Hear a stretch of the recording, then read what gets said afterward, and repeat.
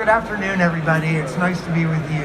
And in this format, what I'd simply like to say is last year, I provided a point of view for the Consumer Goods Forum on what I thought the future of commerce, what the future of marketplaces, and so on. In the 30 minutes that I had last year, I tried to make a few really important points around, from a very big picture point of view, how the world of retail was evolving.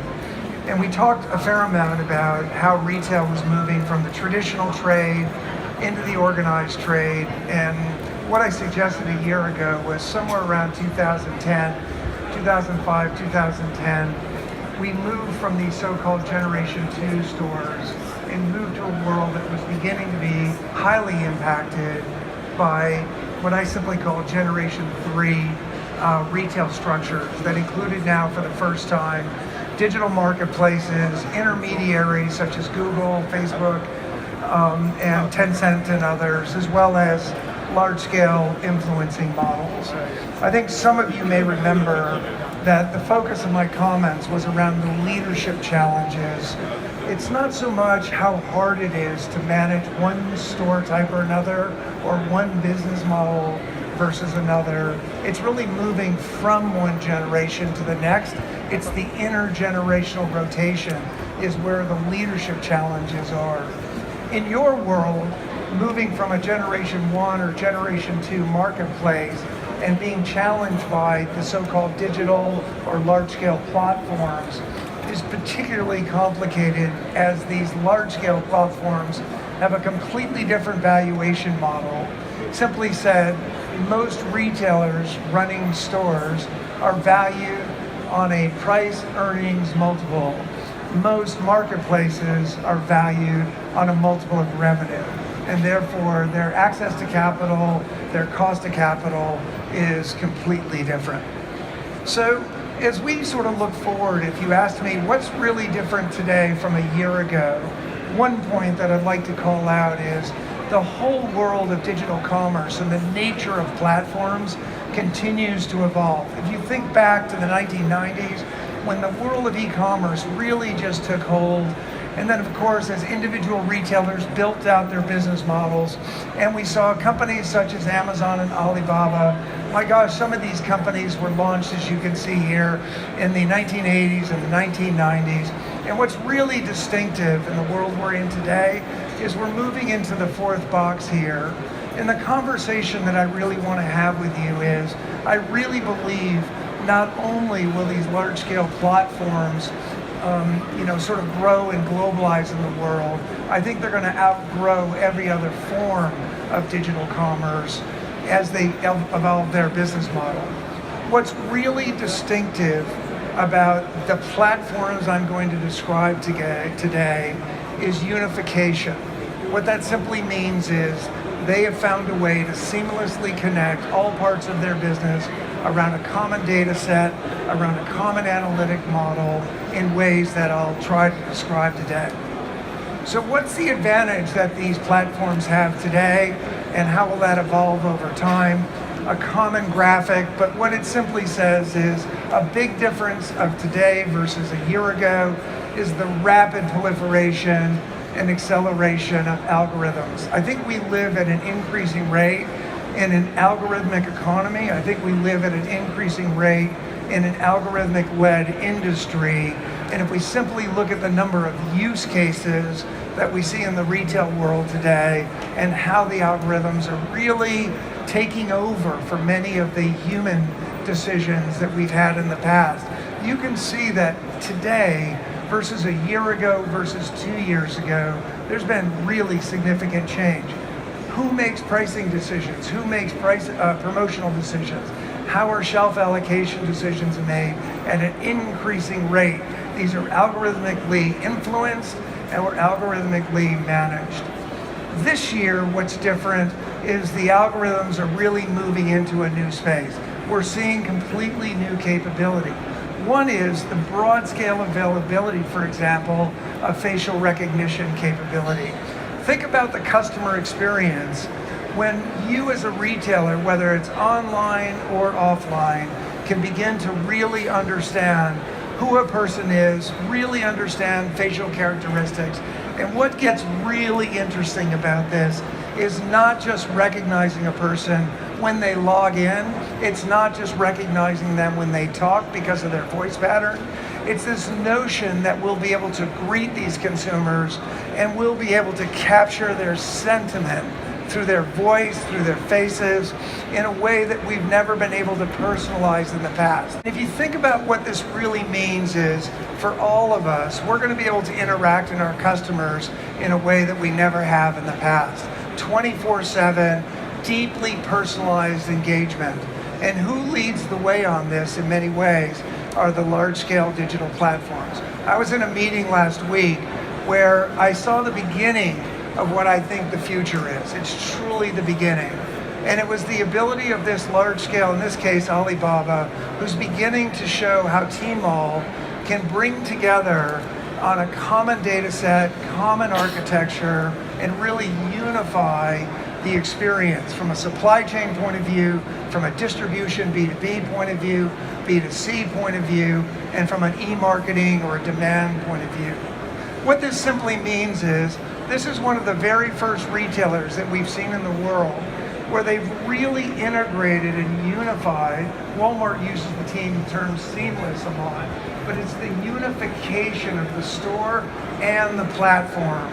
And in this case, the store itself is taking on a very different role. It's the first store that I've been in my career where, as a local supermarket, over 50% of the volume is actually digitally ordered but locally fulfilled. It's a room where there's as much picking activity going on in the back room as there is in the front room. It's a store where it looked to me, the few times that I've been there, where 2 out of 3 people in the store were actually pickers. They had their blue shirts on, they were working. So this store has a very different role. But what's really different here is it's the first store that I've ever experienced where the principal business model is as a customer acquisition tool.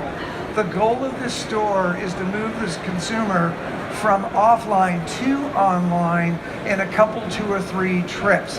And the notion of this is that when you engage with them digitally, then you can use the store as part of the equation, but not the only equation.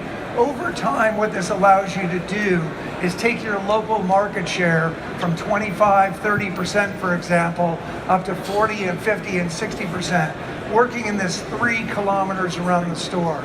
The last point on this store is it's just an example of how the next generation of retail is going to make retail even more convenient for consumers. Think about a world where a store is promising 30-minute fulfillment within 3 kilometers with free delivery. The implications to everybody competing in that trading area are pretty profound.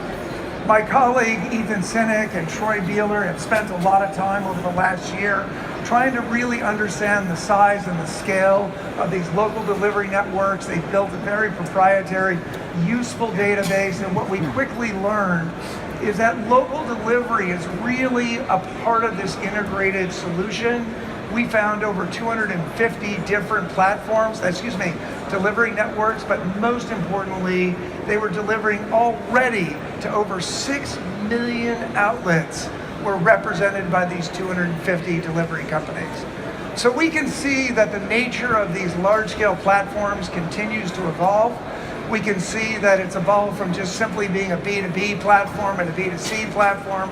What I'm really noticing, what's truly unique, and every retailer here can learn from, what the platforms do uniquely is they leverage all of their backside capability. Whether it's distribution, they resell distribution capability. Whether it's IT capability, they resell IT capability.